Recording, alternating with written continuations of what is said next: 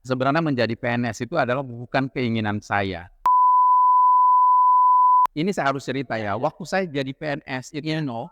saya dijegal waktu awal, Oh, saya dijegal, oleh? ya udah saya nggak usah sebut, Iya. gitu kan. Saya ketika pertama kali berada di bisnis rumah karaoke, yang saya tentukan duluan itu adalah brand positioning produk saya. Eh, rumah karaoke itu mahal loh, saya nggak pernah bilang loh. Bahkan kalau dilihat di postingan-postingan produk saya nggak pernah mention harga Iya, gitu kan. betul betul. Saya nggak pernah mention gitu kan.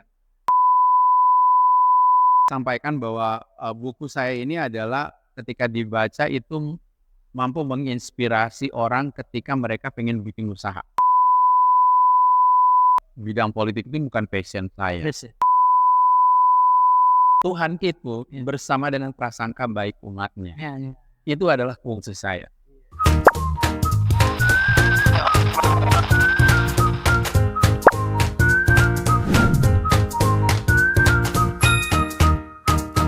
Hai, bertemu lagi dengan saya Andi Arifudin dalam Cover Story. Ini akan membahas berbagai hal yang lagi tren, termasuk kisah inspiratif yang ada di sekitar kita.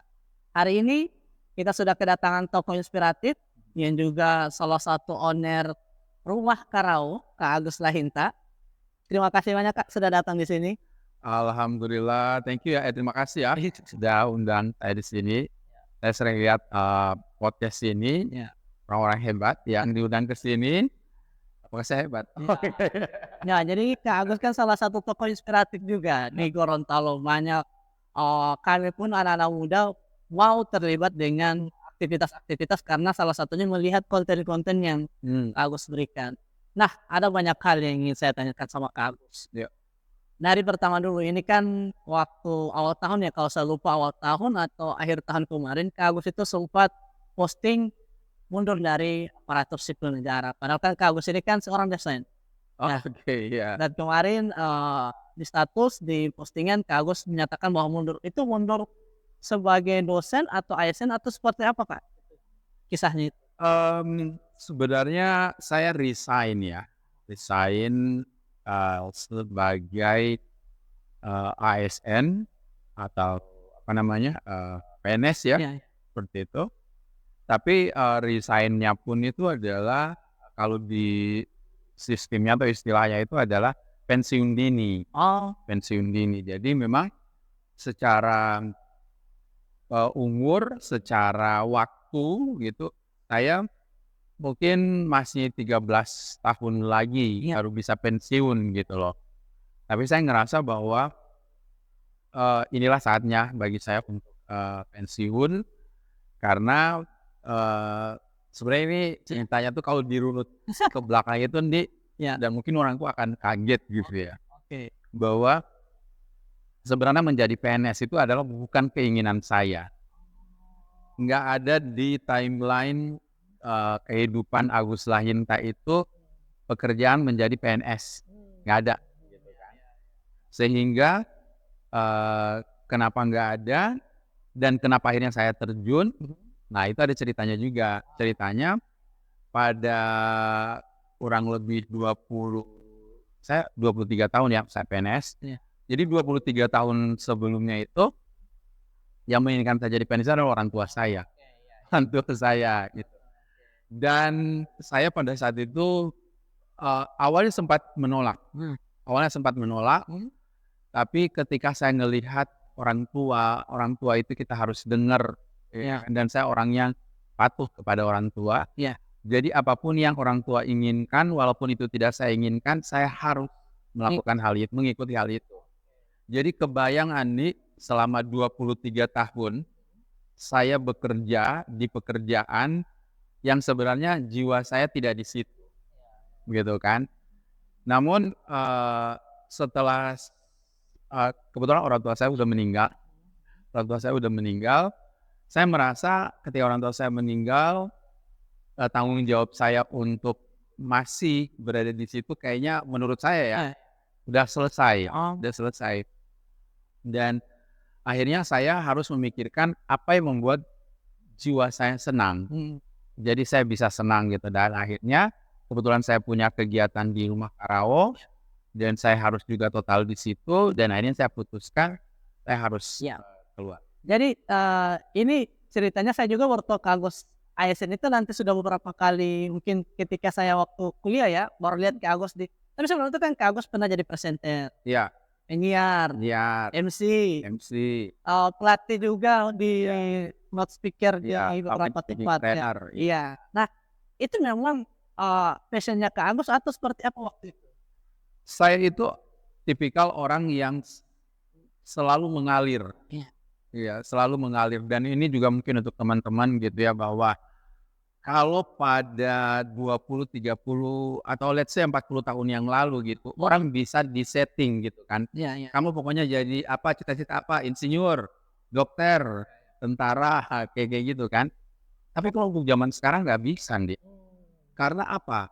Ketika perjalanan kehidupan itu adalah sebuah jalan, jangan nyangka bahwa di jalan itu nggak akan ada keadaan yang akan menggeliti kita untuk nyoba. Iya, iya. Dan karena prinsip hidup saya adalah mengalir, maka di mana aliran itu membawa saya, maka saya akan mengikuti itu. Menjadi penyiar radio Iya. itu adalah sesuatu yang kebetulan saya pulang dari Jogja menuju Gorontalo, mampir di Makassar. Di Makassar ada pengumuman penyiar radio dibutuhkan. Iya. Saya mendaftar. Padahal saya cuma mampir loh di Makassar. Ketika saya diterima, Iya. saya stay di situ. Berapa lama Kak jadi penyiar? Kurang lebih 10 bulan. 10 bulan. Tapi itu adalah pengalaman saya gitu kan, yang sangat besar. Ketika saya akhirnya menjadi seorang penyiar televisi, itu juga sama gitu kan. Suatu impian yang begitu besar, ketika ada peluang itu, saya ngelamar. Iya. Dan akhirnya diterima gitu kan. Ya sama juga dengan jadi dosen ini ya, tuntutan orang tua saya ikuti, saya melamar, diterima, akhirnya udah saya jalanin gitu. Nah, dengan Kak Agus keluar dari ASN ini kemarin, sempat juga beberapa yang nanya, apakah keluar dari ASN itu lebih baik atau merubah sesuatu yang biasa-biasa aja jadi luar biasa bagi Kak Agus? Sebenarnya gini nih, kalau saya ASN saya itu adalah pekerja di Pemda, Iya. yang ibaratnya tanggung jawab saya itu hanya kepada pimpinan, dan mungkin ya kalau bidang saya bekerja gitu kan mungkin skupnya kecil gitu Iya. kan. Tapi kalau menurut saya sebagai dosen itu besar tanggung jawabnya. Tanggung jawab saya kepada mahasiswa-mahasiswa saya, mengajar, membimbing, revisi, ujian skripsi, ujian proposal, dan lain-lain, yang secara otomatis tuh menyita waktu saya gitu kan.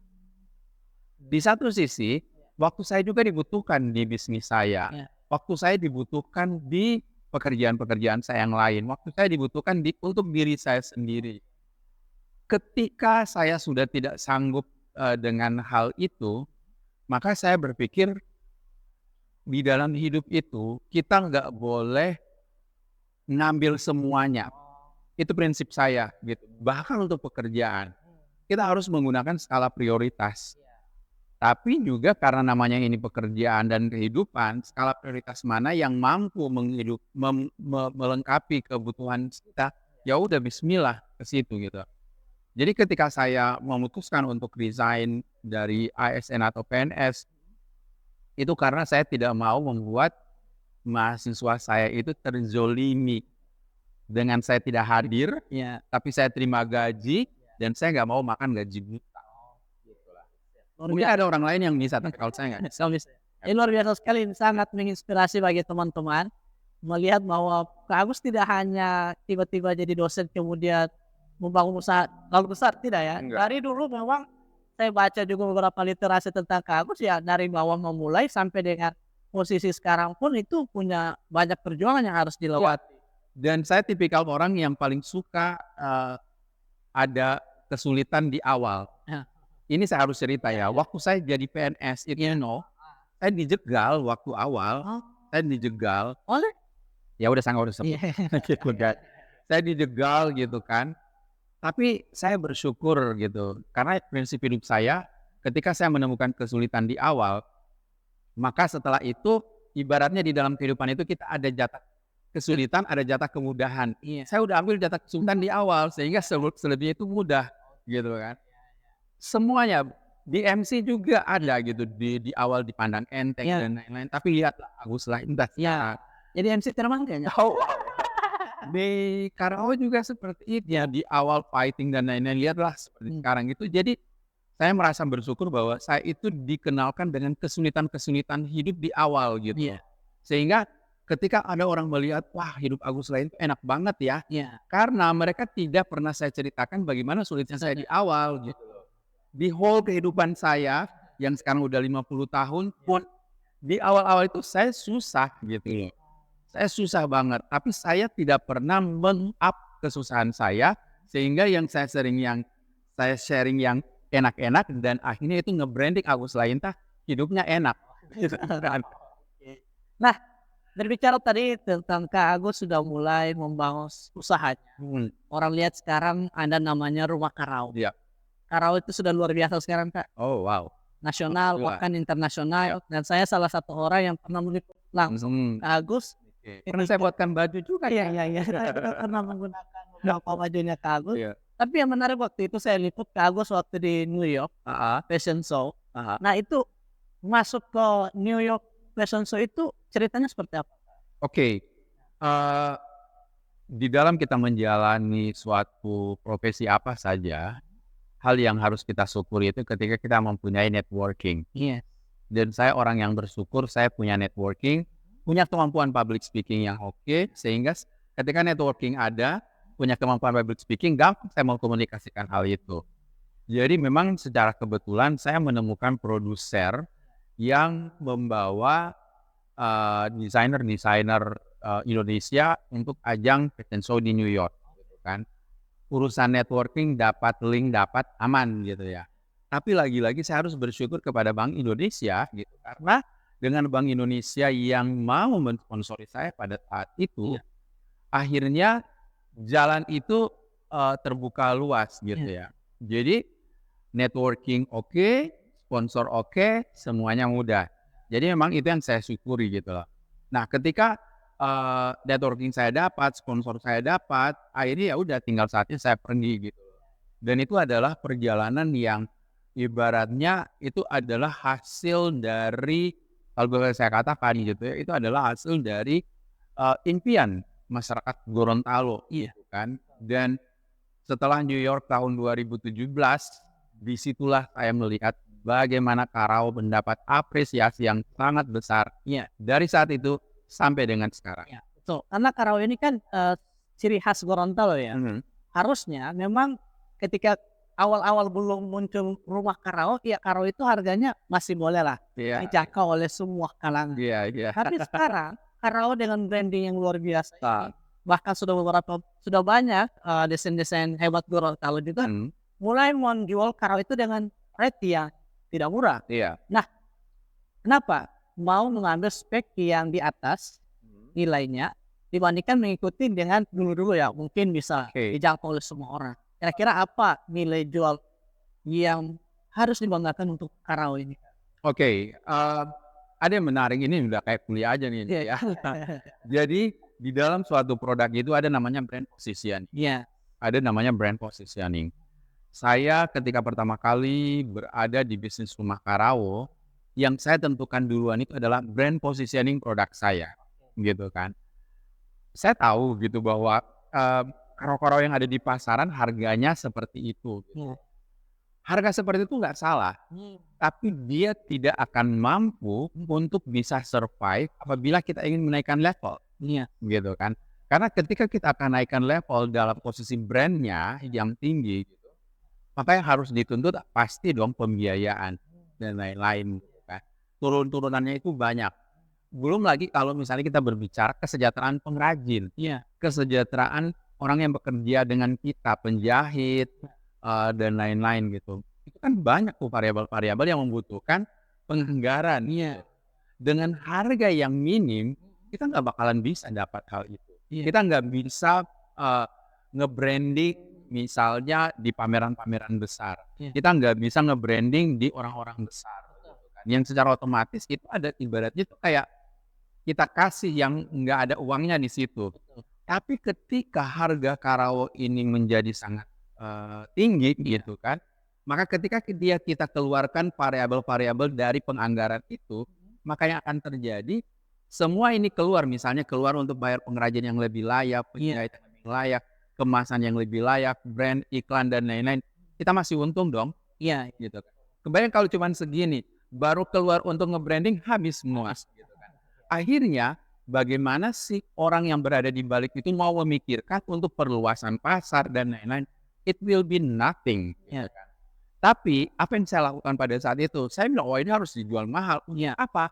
Agar supaya semua yang terlibat itu mendapatkan porsi-porsi yang mereka butuhkan dan pantas untuk mereka.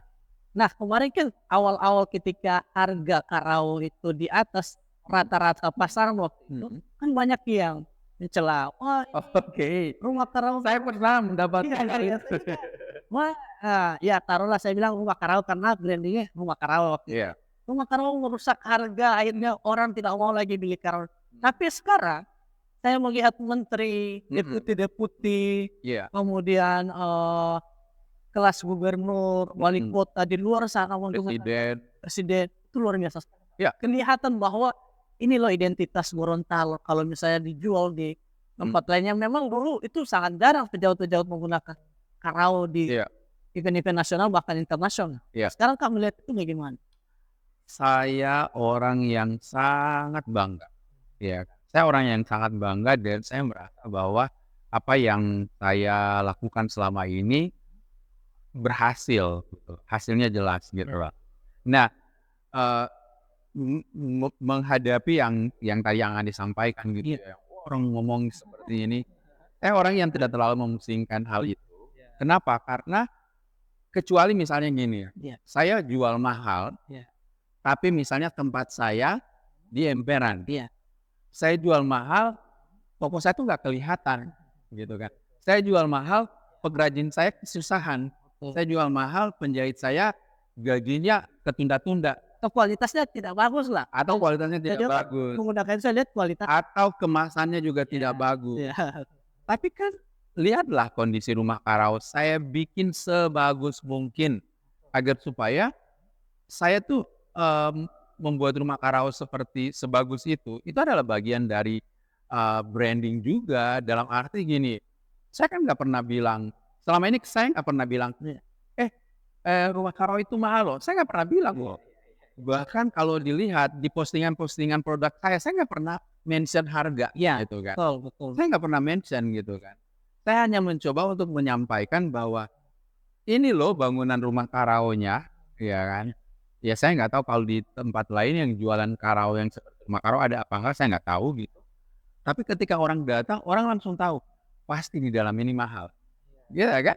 Jadi itulah kenapa dia menjadi mahal, kurang lebih. Sudah berapa tahun rumah Karawo sekarang? Oktober tahun depan, alhamdulillah kita 10 tahun. 1 dekade. 1 dekade. Nah, kemarin juga saya lihat postingan mau buat buku ini kan? Iya. Alhamdulillah sekarang kita udah masuk proses cetak buku gitu ya. Setelah kurang lebih hampir setahun itu saya bolak-balik karena penulisnya itu teman saya di Jogja. Ada by Zoom, tapi saya juga harus bolak-balik untuk interview, mengumpulkan riset-riset gitu dari teman-teman gitu. Dan Andi juga kan nulis testimoni tentang saya gitu kan. Dan saya bersyukur saya sampaikan bahwa buku saya ini adalah ketika dibaca itu mampu menginspirasi orang ketika mereka pengen bikin usaha gitu kan. Oh, ini lebih ke bagaimana motivasi agar orang itu mau berusaha, bukan sejarah tentang Karawonya sendiri. Ada sejarah Karawo itu hanya 1 bab. Oh iya, Hanya 1 tetapi bab. ada ya? Ada. Sejarah Karawo itu ada 1 bab, tapi kehidupan saya juga cuma 1 bab. Kehidupan masa kecil. Iya. 1 bab. Selebihnya adalah bagaimana saya namanya proses branding, bagaimana saya mendapatkan sponsor, bagaimana saya survive, bagaimana saya show, kemudian saya harus fighting sendiri dan lain-lain. Dan akhirnya balik lagi di ending dari buku saya itu adalah bagaimana setelah kerja keras yang begitu besar, kita mampu menikmati hasil kerja keras itu dengan Kalau Andi bisa jeli, setiap baca postingan saya ada namanya hashtag celebrating life. Kita harus menikmati hidup ini. Ada di itu. Termasuk yang sekarang sudah mulai menikmati hidup ini. Oh iya. Oh saya orang yang makanya saya bilang bahwa bukan saya nggak butuh pekerjaan. Iya, Pekerjaan itu harus saya senangi. iya. Jadi ketika saya menyenangi pekerjaan saya, disitulah saya menikmati hidup saya, gitu kan. Ketika saya lagi menikmati hidup saya, jangan pernah pekerjaan mengganggu saya. Kalau untuk buku sendiri tadi itu Iya. bisa dibeli di mana? Ada sudah yang Oh ya, sekarang udah pre-order ya. ya, Kita udah pre-order sekarang. Jadi nanti bisa hubungin Rumah Karawo, Oh, gitu ya. Nanti ada di bawah ini ya nomornya, iya, oh, kasih nomornya. Jadi sekarang udah beberapa orang yang pre-order gitu. Karena di kurang lebih dia mungkin awal bulan November tuh udah ready. iya, iya. Nanti kita distribusi bukunya.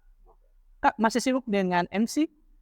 MC masih, walaupun tidak lagi sering gitu ya. Itu karena tidak sering memang sengaja tidak ambil atau menurut orang mahal Agus ini pakai. Saya nggak bilang saya mahal, Iya. cuman mungkin nggak cocok aja harganya. Oh. Tapi luar biasa kalau Agus yang mandu acara itu kayak hidup dan Oh gitu. banyak juga toko-toko wah Kak Agus ini saya juga waktu dulu pengen Kak Agus tapi saya belum Iya. cocok dengan harga. Gitu. Tapi memang ada kualitas juga nih. Iya, iya. Sehingga orang tahu bahwa ketika dari fashion yang Kak Agus pakai di saat MC itu luar biasa sekali. Oke, terima kasih. Kami lihat juga ini nggak murah juga pakaian yang dipakai ini. Masuk lagi Kak ke keinginan sekarang. Iya. Ini kan sudah tercapai umur sekarang Saya alhamdulillah Agustus kemarin 50 tahun. 50 tahun. Tapi masih muda banget Karena pola hidup. pola hidup. Pola hidup. Ya, nah, itu Aku senang. yang saya tanya. Di usia sekarang apa sih yang Kak Agus belum capai dan ingin Kak Agus capai mungkin di beberapa tahun ke depan? Apa ya? Kalau untuk saya personal sih, saya kan udah ending itu adalah saya menikmati hidup. Ya. Sekarang saya udah menikmati hidup saya. Mungkin ke depan itu kegiatan-kegiatan sosial kali ya.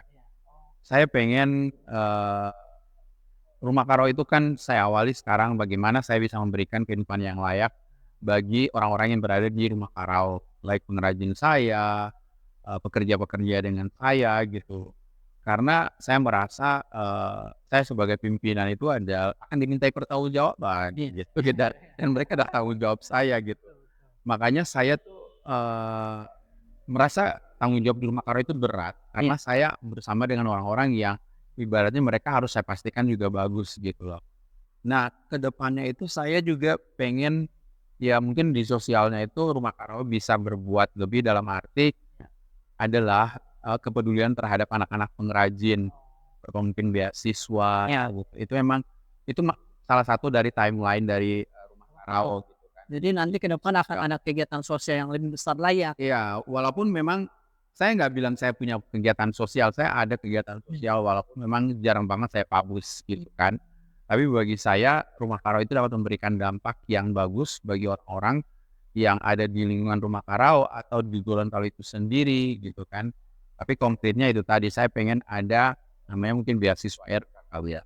Kayak begitu. Untuk khususnya pengrajin Karaud yang ada di Iya, kalau di Rumah Karaud. anak-anak pengrajin Karawo atau bisa jadi mungkin mahasiswa-mahasiswa yang mungkin penelitiannya berhubungan dengan Karawo gitu kan. Saya harus akan memberikan perhatian khusus kepada mereka. Itu sih. Yang belum tercapai saat ini. Saya Sampai semua ini keinginan-keinginan dari masa kecil. Saya tidak bilang semua keinginan saya sudah tercapai, Ya, tapi saya juga tidak mau bilang bahwa ada yang belum tercapai. Kalau saya bilang seperti itu, saya pupur nikmat. iya, iya. Iya kan? Kenapa? Karena saya adalah pribadi yang selalu melihat ke bawah, tidak pernah melihat ke atas. Kalau saya melihat ke atas, kita selalu tidak akan puas. Tapi ketika saya melihat ke bawah, maka saya akan melihat posisi saya sekarang banyak yang menginginkan kan. Jadi saya I'm fine gitu. Sibuk juga dengan olahraga. Oh Ya, iya, wajib. sering ikut maraton Iya. nasional, internasional, luar biasa. Iya. Artinya dengan segala kesibukan Kak ngurusin dulu Iya. waktu masih ASN juga masih ngurusin sebagai dosen, mahasiswa. Kemudian sekarang ngurusin Rumah Karaunya dengan berbagai kesibukan jadwal yang padat, tapi masih mau untuk menyempatkan diri ikut maraton di mana-mana. Itu karena memang sudah menargetkan diri untuk terjun ke situ atau memang isi waktu aja lah gitu? Itu adalah bagian dari 24 jam saya. Iya, bagian dari 24 jam saya. Alasannya sederhana nih, saya mati-matian kerja cari uang, Iya. saya nggak mau mati, kemudian uang yang saya kumpulin itu habis untuk membiayai saya. Oh, Saya nggak mau kayak gitu. Dan, aduh, ya. kamu nggak pernah lari ya? Saya Jarang ajar lari. sih, Kak. Oh, oke. Kamu tahu nggak, kalau habis lari itu, Iya. zat-zat endorfin di dalam tubuh kita itu Hmm. akan keluar berupa zat-zat kebahagiaan.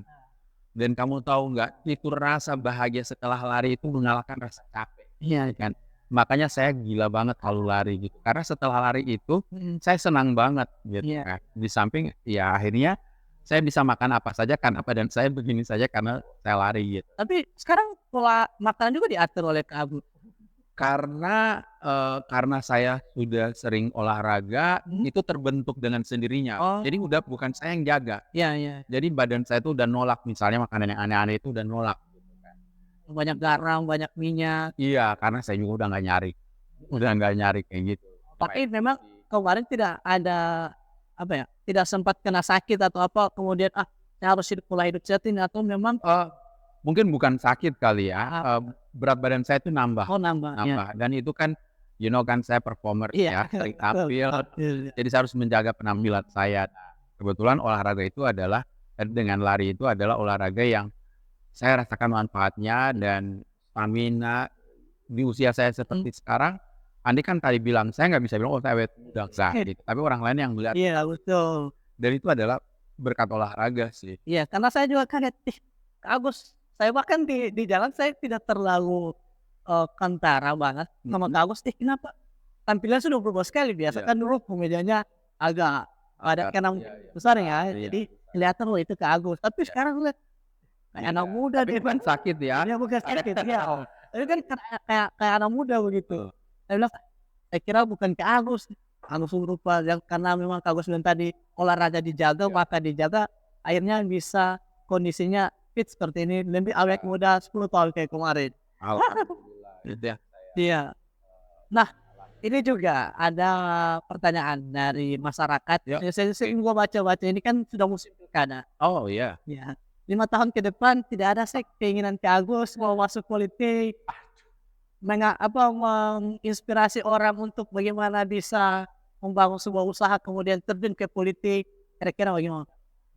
Aduh sih. Iya, bagaimana? Saya pikir kamu tadi mau nanya pilkada masalah ini. Belum. Saya tanya kalau 5 tahun lagi diajak nyalek. Ya, kira-kira seperti itu. Saya nggak bisa bilang nanti dan lain-lain. Iya. Ya. Cuman bidang politik itu bukan passion saya. Bukan passion saya. Oke. Kan. Saya punya teman yang terjun di bidang politik itu dan saya mensupport. Iya. Saya mensupport teman saya itu. Saya mensupport teman saya dan saya melihat gila memang passion kamu di sini gitu loh, terjun dan lain-lain gitu ya. Dan saya tuh tipikal orang yang selalu bekerja sesuai dengan passion. Iya. Gitu kan. ASN yang kebetulan saya ngikutin passion orang tua, ketika udah kelar selesai saya keluar gitu. Iya. Apalagi ini suatu yang ibaratnya enggak deh gitu Iya. kan. Kemudian yang kedua alasan saya belum mau dan mungkin kayaknya enggak gitu ya. Ya, gitu. Istilahnya saya nggak punya waktu 24 jam. Kalau kita terjun di bidang politik kan, kita harus bilang bahwa 24 jam waktu kita harus untuk rakyat, betul kan? Dan saya sayang waktu saya gitu. Saya juga harus ada waktu saya untuk diri saya sendiri. Waktu saya untuk istilahnya me time dan lain-lain, dan ini saya nggak bisa gitu kan. Jadi saya bisa katakan kayaknya enggak. Walaupun kemarin saya pernah ditawarin. Saya tahu karena kemarin sebenarnya keluar dari ASN karena mungkin mau nyalek. Jadi netizen Agus ini tetap akan fokus ke wirausahanya. Iya. Nah, berbicara soal pilkada tadi kan. Gorontalo ini kota jasa. Tidak banyak yang kita harapkan dari kota Gorontalo yang 800 pemilihnya dan jumlah penduduk itu hanya 1.200. Kira-kira Kak Agus sebagai salah satu wirausahawan berharap untuk calon-calon pemimpin itu seperti apa sih Kak? Sebenarnya khususnya dengan wirausaha atau UMKM ya. UMKM. Gitu. bagaimana calon-calon pemimpin itu mereka mampu menciptakan kondisi yang kondusif untuk market. Iya. Karena selama ini kacamata saya ya, bahwa banyak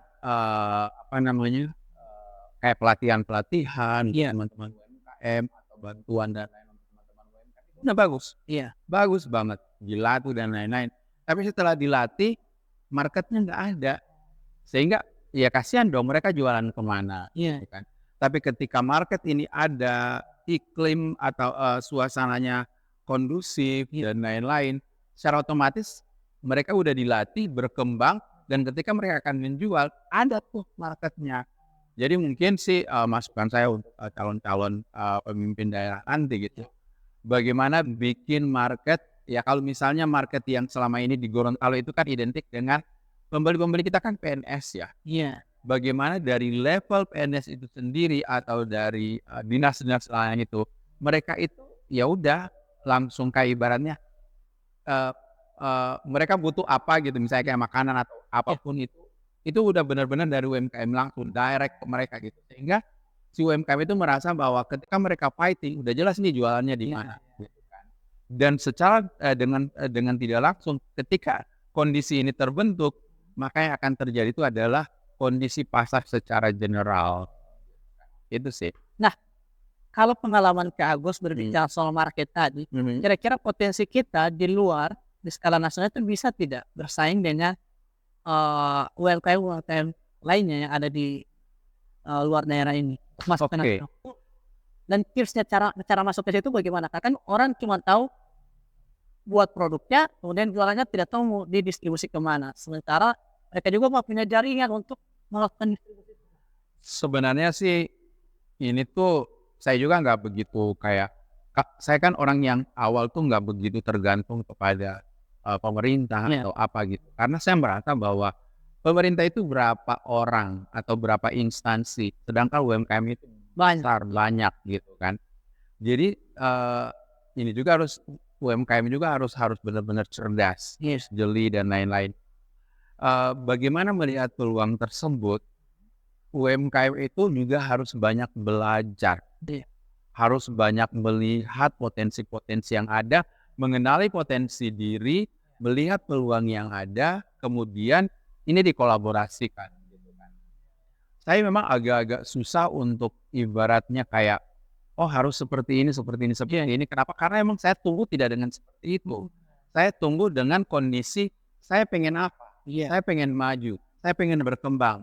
Ya udah, saya harus nyiapin diri saya maju, berkembang, dan akhirnya mampu untuk berada di level itu. Kondisi sekarang nih, dan ini sering saya sampaikan kepada teman-teman UMKM gitu yang sekarang ya, saya bilang, kalian yang hidup 5 tahun sebelumnya atau sekarang gitu, itu sangat beruntung. Karena perhatian pemerintah sangat besar. Peluang-peluang digital dan lain itu sangat besar. Mau ngapain gitu? Ini saya harus jujur ya, saya baru kenal CapCut kurang lebih 1 bulan, 2 bulan kemarin gitu. Dan saya melihat, wow gampang banget ya. Promosi mana yang anak-anak muda yang memang mereka benar-benar udah melek di awal gitu. Itu akan sangat mudah. Jadi mungkin masukan saya bagi teman-teman UMKM, gali potensi diri, jangan pernah puas, dan bukalah kondisi hati kita, diri kita, pikiran kita, untuk hal-hal baru yang masuk. Termasuk digitalisasi tadi. Digitalisasi itu penting sekali. Makanya saya tuh ketika ada orang-orang pintar dong, saya pengen promosiin. Kayaknya enggak deh, mendingan saya pakai digital marketing atau pakai itu. Dan itu lebih memberikan dampak dan efek. Kemudian harus benar-benar apa yang sudah dibuat oleh UMKM yang level lebih tinggi dari kita. Nggak ada salahnya kok. Belajar ke mereka. Gitu kan. Dan saya sampai sekarang masih mau belajar gitu kan, nggak usah gengsi lah gitu. Saya juga salah satu orang yang termotivasi dengan Rumah Karao. Waktu itu Rumah Karao ketika di tahun-tahun pandemi berani buat kantor, buat galerinya. Saya bilang kira-kira GoPros juga bakalan ketika Agus ya buat kantor di saat pandemi. Alhamdulillah juga tercapai juga itu karena saya bilang, saya potong. Manusia itu Tuhan itu Ya. bersama dengan prasangka baik umatnya. Ya, ya. Itu adalah kunci saya. Jadi ketika orang bilang, lagi ini, Ya. kamu manusia kan? Ya. Saya saya ke prasangka baik Tuhan.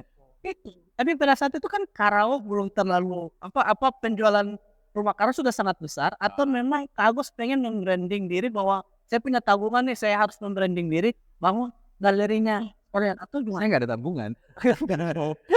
Ada tabungan tapi bukan untuk bangun nih.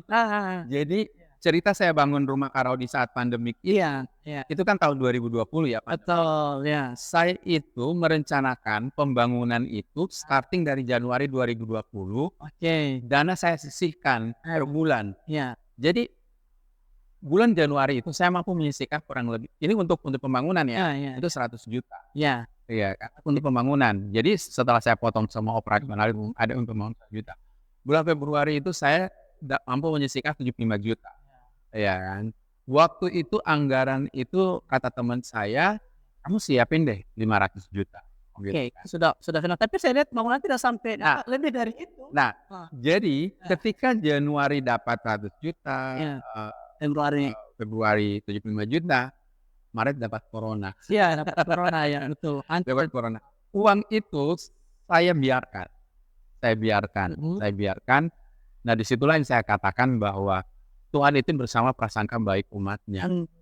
Saya yakin, entah kenapa ya, saya tuh begitu yakin.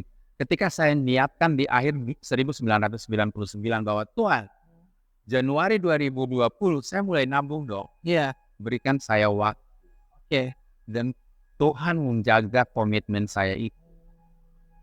Tapi diberikan dulu dong struggling time, fighting time 5 bulan. Maret, April, Mei, Juni, Juli. Iya. Untuk kamu tuh nggak akan ada penjualan bro. Iya. Jadi Jadi saya sering, waktu awal corona itu memang tidak ada sama sekali penjualan. kalaupun ada, pendapatan saya pada saat itu Andi per bulan itu hanya 30 juta. You can imagine saya biasa dapat mungkin 200 atau sekian gitu. Ya. Tapi saya cuma dapat 30 juta. Dan saya bersyukur. Tapi Karena apa? Saya waktu itu banyak dikirimin makanan. Iya. Karena tidak bisa Iya. keluar rumah kan. Ya, gitu kan. Pandemi waktu itu. Iya. Tapi kan di waktu dekat-dekat pandemi rumah Karawa ini juga selesai juga. Nah, ketika bulan akhir bulan Juni, awal bulan Agustus, disitulah saya mendapat ide. Iya. Andi juga pernah nulis deh, Iya. jaket protokol kesehatan. Iya. Dengan maskernya. Ya. Jadi itu adalah trigger di mana produksi di rumah Karawa bergeliat. Iya. Dan akhirnya itu diikuti oleh produksi-produksi lainnya di rumah Karawa. Jadi starting Agustus, saya mulai nyimpan duit lagi. Sampai dengan Desember 2020 itu terkumpul. Januari itu saya mulai pembangunan. Sambil Januari saya ngumpul lagi. Iya. Februari ngumpul. Jadi ngumpul. Dan saya yakin dan percaya, kenapa saya katakan saya selalu berprasangka baik sama Tuhan. Tahun 2021 itu saya menjadi pembicara Zoom ya, di kementerian ya. Dan itu saya kalkulasi bayaran saya kurang lebih 100. Mantap. Iya kan? Di posisi itu sudah sangat luar biasa Iya. survive-nya Kak Agung. Ya, Dengan segala multi talentnya yang luar biasa, memang sangat menginspirasi anak muda. Terakhir Kak, Iya. tips Kak membangun karir yang konsisten sampai dengan hari itu apa sih, supaya anak muda sudah konsisten dengan satu nih, kemudian ada hal baru mau ikut lagi, ini tidak konsisten, tidak ada yang ditekuni kan. Kamu bilang tadi ada satu, saya harus fokus di situ. Nah, kira-kira apa tips yang dikasih kepada kaum milenial generasi Z untuk jadi orang yang konsisten? Kata-kata saya adalah selesaikan apa yang telah kamu mulai. Sederhana aja. Selesaikan apa yang telah kamu mulai di awal. Ya. Jadi ketika kamu udah mulai kemudian belum selesai, jangan pernah menyerah. Dan itulah modal saya waktu pertama kali saya membangun rumah Karawa dan pekerjaan-pekerjaan saya yang lainnya gitu kan. Jadi PNS juga saya selesaikan gitu kan. Ya, sampai dengan batas standar minimal pensiun. Dan tidak ada cacat ya, Tidak ada. Di pekerjaan lainnya juga seperti itu, di rumah juga seperti itu. Jadi ketika saya orang yang ketika melakukan sesuatu itu datang dengan mimpi yang sangat besar. Mimpi ini harus terwujud. Iya. Dan apa yang Anda lihat sama saya sekarang, ini adalah impian Agus Lainta ketika berusia 5 tahun. Yang sudah pengen seperti ini. Di 5 tahun itu Agus Lainta itu adalah orang miskin. Mungkin nggak percaya, saya Iya. bahkan nggak punya sendal. Iya. Jangankan kaki sepatu, nggak punya sendal. Ada satu kejadian, saya ingat sekali dan saya nggak bakalan lupa. Di 5 tahun itu, 5-6 tahun, saya menang lomba tilawah, musabakat tilawatil Quran di tingkat di kelurahan saya gitu. Juara 1 dong, Iya. penerimaan hadiah. Iya. Maju ke depan menerima hadiah, saya nggak ada sendal. Saya pinjam sendal teman saya untuk naik ke panggung itu. Dan begitu saya turun dari panggung, teman saya datang, sendal saya kembali. You can imagine gitu kan. Agus Lainta yang sebegian miskin, saya bilang saya harus Terus tes gitu. usia saya yang Karena saya nggak mau gitu. Dan akhirnya bisa terjadi sekarang. Jadi kata-kata saya tadi, selesaikan apa yang sudah kamu mulai. jadi itu kata-kata motivasi Kak Iya. Agus, selesaikan apa yang sudah kamu mulai, dan mudah-mudahan ini menginspirasi banyak teman-teman di luar sana. Apapun yang kita lakukan sekarang, semua pasti bisa diselesaikan dengan baik. Terima kasih banyak Kak Sama-sama.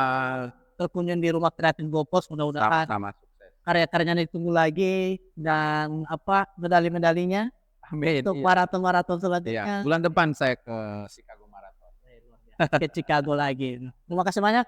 Terima kasih. Kita bertemu di episode berikutnya.